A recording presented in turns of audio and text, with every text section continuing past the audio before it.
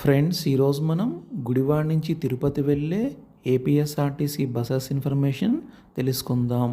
గుడివాడ నుంచి తిరుపతి వెళ్ళటానికి ఉదయం 5:30కు ఎక్స్ప్రెస్ బస్ ఉన్నది.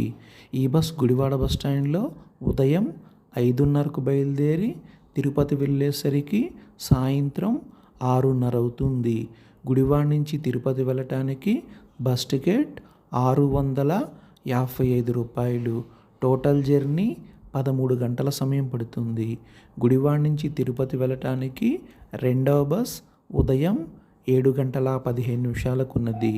ఈ బస్ గుడివాడ బస్ స్టాండ్లో ఉదయం 7:15 బయలుదేరి తిరుపతి వెళ్ళేసరికి రాత్రి 7:30 అవుతుంది. గుడివాడ నుంచి తిరుపతి వెళ్ళే బస్సులు గుడివాడ బస్ స్టాండ్లో బయలుదేరి వెంటప్రగడ, కంకిపాడు, పోరంకి, విజయవాడ, గుంటూరు, చిలకలూరిపేట, మెదరమెట్ల, ఒంగోలు, సింగరాయకొండ, కావలి, నెల్లూరు, గూడూరు, శ్రీకాళహస్తి బైపాస్ మీదుగా తిరుపతి వెళతాయి.